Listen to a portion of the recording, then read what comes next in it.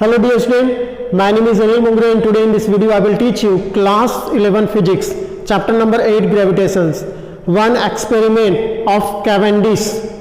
तो कैवेंडिश ने एक्सपेरिमेंट किया था और यहाँ पर जो ग्रेविटेशनल कांस्टेंट है, यूनिवर्सल ग्रेविटेशनल कांस्टेंट मतलब कैपिटल जी, ठीक है, कैपिटल जी, इसका जो वैल्यू है, ये वैल्यू को सबसे पहले निकाला था हेनरी कैवेंडिश ने,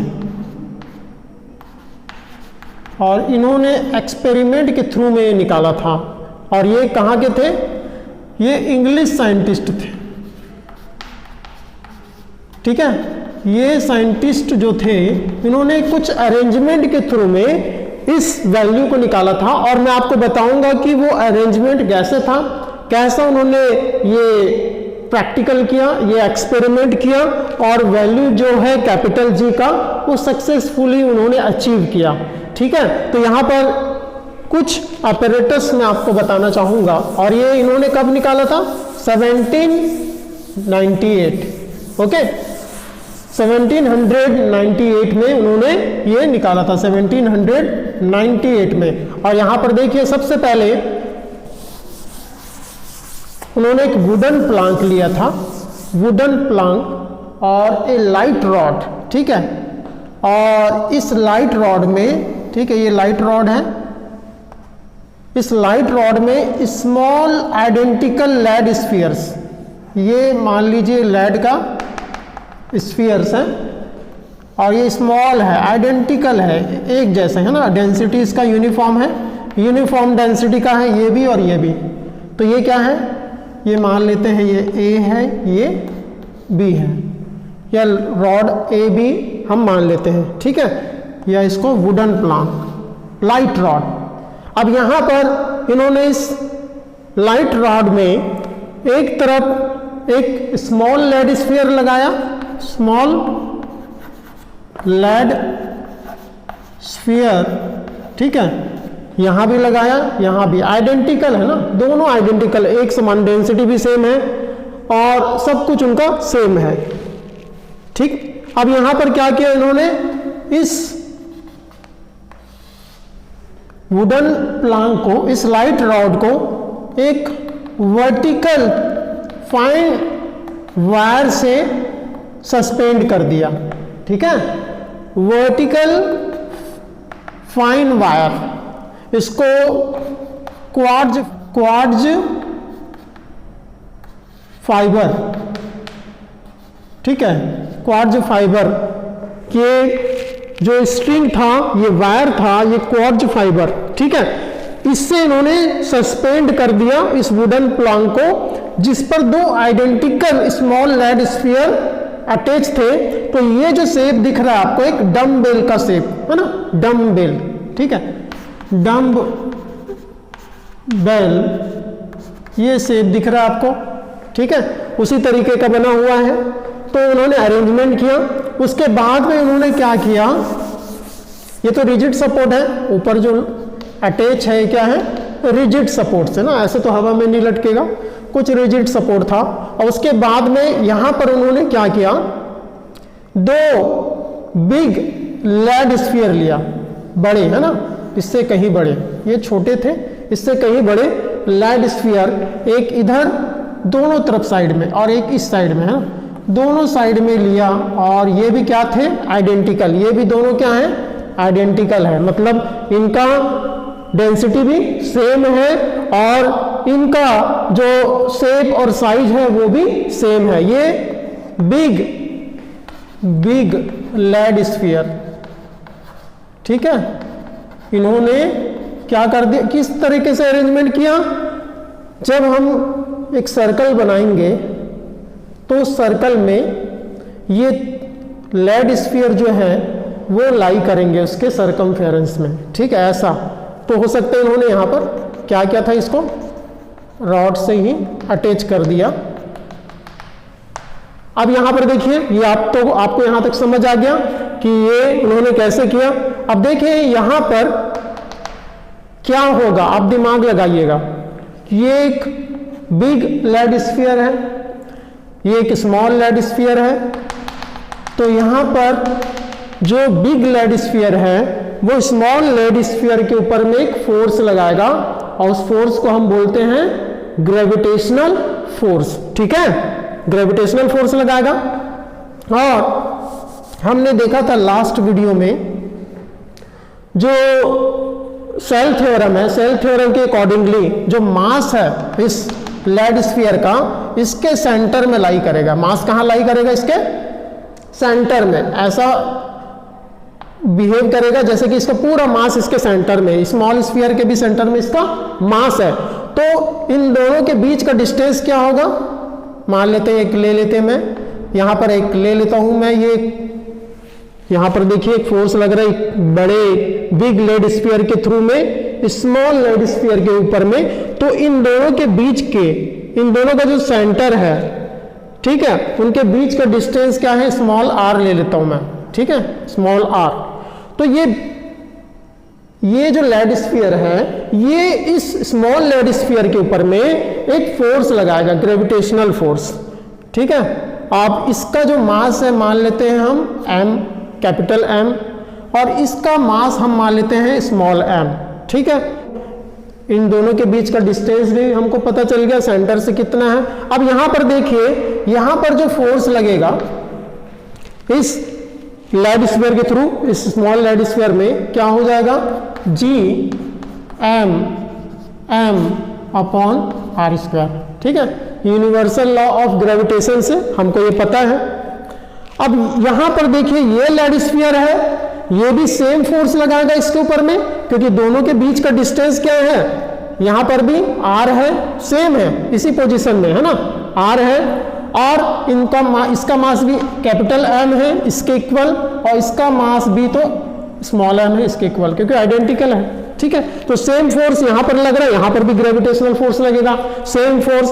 तो यहां पर देखिए क्या होगा, ये जो डंबल है, जो स्मॉल रॉड के थ्रू में, ये स्मॉल स्फीयर्स हैं, लाइट रॉड के थ्रू में जो स्मॉल लेड स्फीयर्स हैं उनके ऊपर फोर्स लगेगा, और वो फोर्स किस ओर लगेगा?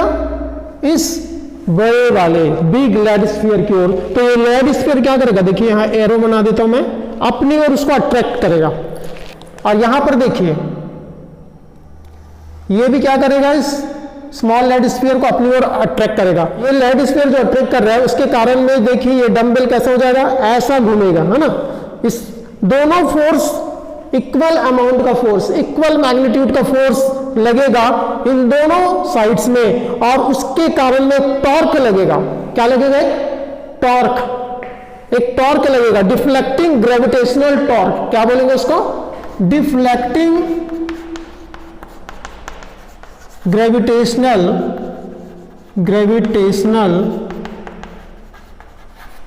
टॉर्क ये लगेगा, जिसके कारण में ये जो लेड स्फीयर है वो ऐसे घूमने लगेगा। ठीक है, अब यहां पर देखिए उसके कारण में अब ये वायर के ऊपर में क्या होगा?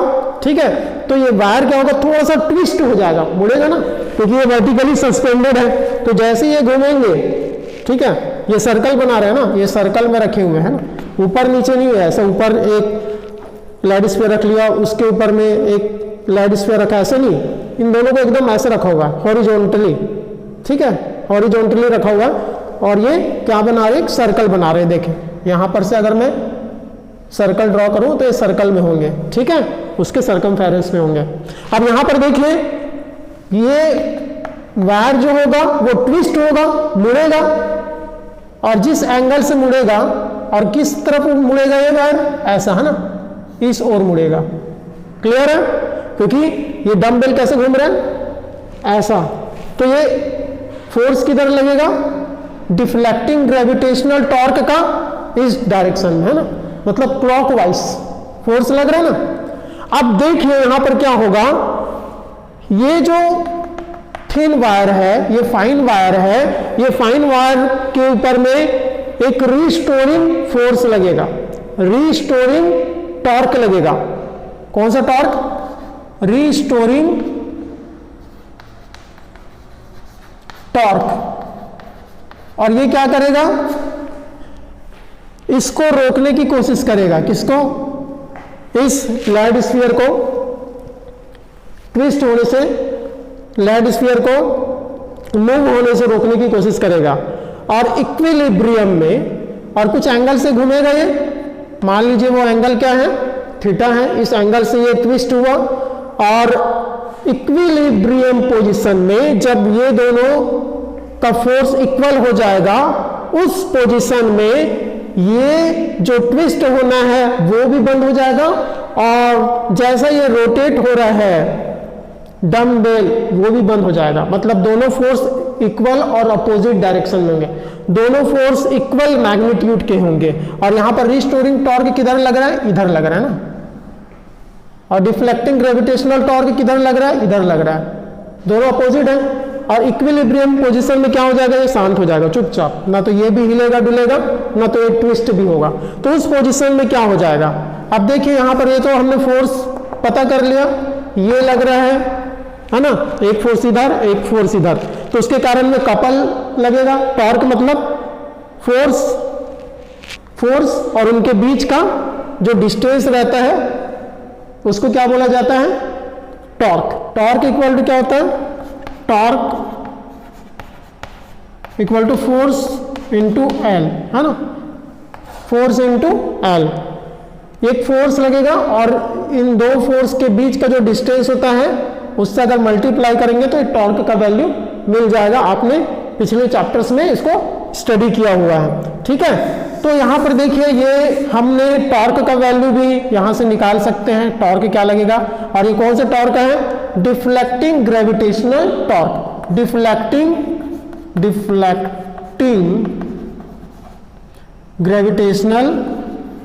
Gravitational torque. और इसका वैल्यू क्या होगा, फोर्स और डिस्टेंस बिटवीन टू फोर्सेस, ये दो फोर्स के बीच का डिस्टेंस, ठीक है, एल। अब देखिए यहां पर ये हमने फॉर्मूला से आप निकाल सकते हैं, क्योंकि डिस्टेंस जो है इन दोनों के बीच का, जो लाइट रॉड का लेंथ है वो हमको पता है एल है, ठीक है, एल मान लिया हमने। और जो ग्रेविटेशनल फोर्स लग रहा है ना, दोनों आइडेंटिकल है, और ग्रेविटेशनल फोर्स का वैल्यू क्या है, Gmm अपॉन आर स्क्वायर, ये मिल गया। अब यहां पर देखिए इस वायर में एक रीस्टोरिंग कपल लग रहा है, वो रीस्टोरिंग टॉर्क जो लग रहा है इस वायर में, उसका वैल्यू किसके इक्वल, वो किसके प्रोपोर्शनल होगा, रीस्टोरिंग। यहां पर मैं इसको इरेज कर देता हूं, तो यहां पर देखिए रीस्टोरिंग टॉर्क ये किसके इक्वल होगा, ये प्रोपोर्शनल होगा सबसे पहले थीटा का। जितना वो टॉर्क लगेगा मतलब उतना ही ज्यादा एंगल से वो घूमेगा, रोटेट करेगा, क्लियर है। तो यहां पर रिस्टोरिंग टॉर्क का वैल्यू क्या हो जाएगा हमारे पास में, यहां पर के थीटा लिख सकते हैं, और के इक्वल टू क्या है, के को बोला जाता है टॉर्सन कांस्टेंट। क्या बोला जाता है, टॉर्सन कांस्टेंट। ये कांस्टेंट वैल्यू होता है जिसको आप लैब में फाइंड आउट कर सकते हैं। अब यहां पर देखिए ये के का वैल्यू जो है ये आपको मिल जाएगा, और ये थीटा का वैल्यू यहां से अरेंजमेंट के थ्रू में आप निकाल सकते हैं। अब यहां पर देखिए टॉर्सन कांस्टेंट का वैल्यू मिल गया, इसका वैल्यू मिल गया। तो ये जो दो फोर्स होंगे इक्विलिब्रियम पोजीशन में, जो रिस्टोरिंग टॉर्क और जो deflecting gravitational torque, equilibrium position में क्या होगा, सेम होगा। तो यहां पर सेम होगा, तो यहां पर हम क्या लिख सकते हैं, K theta equal to F into L, ठीक है।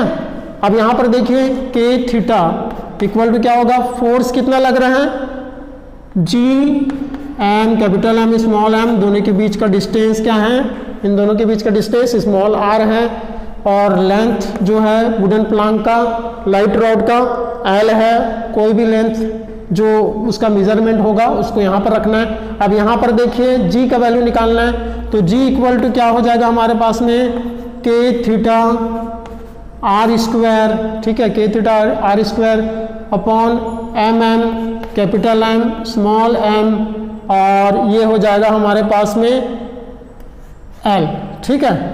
तो ये जो वैल्यू है पर हमारे पास में है के का वैल्यू हम निकाल लिए लैब में, ठीक है, per unit angle of twist के। थीटा का वैल्यू जो है यहाँ पर थीटा का वैल्यू कितना डिफ्लेक्शन हो रहा है यहाँ पर अरेंजमेंट से हमने निकाल लिया। आर मतलब जो लेड स्फीयर है उनके बीच का डिस्टेंस हमने निकाल लिया। कैपिटल एम स्मॉल एम मतलब ये लेड स्फीयर्स के मासेस हैं उसको भी हमने निकाल लिया। और वुडन प्लांक का कितना लेंथ था वो भी हमने निकाल लिया। तो ये सारे वैल्यू निकाल लिए। तो ऐसा करके हेनरी कैवेंडिश ने जो जी का वैल्यू निकाला था तो उस समय सबसे पहले इन्होंने निकाला था। उसके बाद फिर उसमें रिफाइनमेंट होते गया, इम्प्रूवमेंट होते गया और भी उसके बाद में एक्सपेरिमेंट होते गए और जो एक्सेप्टेड वैल्यू जो है जी का, जी इक्वल टू होता है 6.67 इंटू 10⁻⁻11 न्यूटन मीटर स्क्वायर पर केजी स्क्वायर होता है। So this is the value, है ना। उसके बाद में ये होते गया। तो ऐसे करके ये जो हेनरी कैवेंडिश ने किया था ग्रेविटेशनल कांस्टेंट के लिए एक्सपेरिमेंट, तो ये एक्सपेरिमेंट है। So thank you for watching this video.